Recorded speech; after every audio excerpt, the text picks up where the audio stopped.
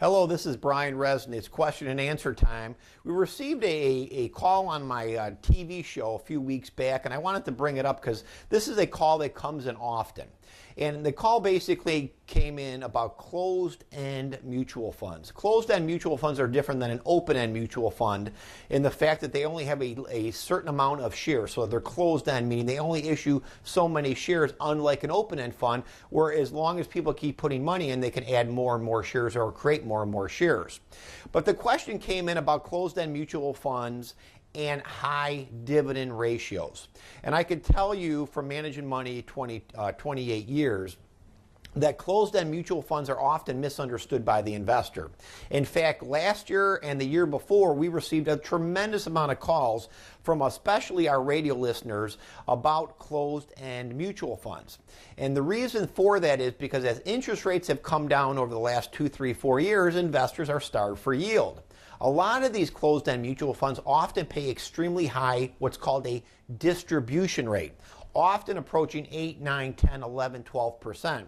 While it sounds great to make 8 or 12% distribution, a distribution is actually not a dividend or interest. A distribution can actually be a return of capital.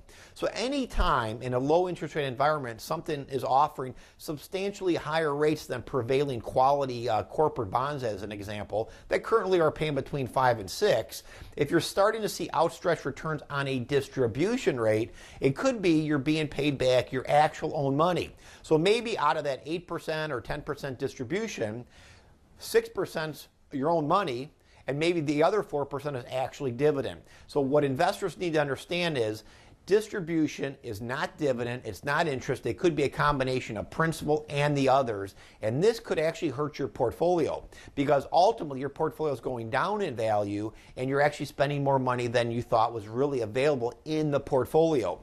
Also, warning sign, a lot of closed-end mutual funds also deploy substantial leverage.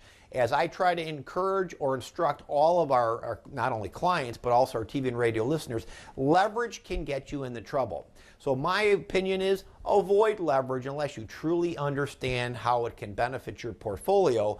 But for most investors, leverage is dangerous and it should be avoided in your portfolio. And if you're an investor who overloaded the boat chasing yield, and you have a lot of closed-end funds that deploy high distribution rates and leverage, you might get yourself in a lot of trouble in portfolio losses down the road.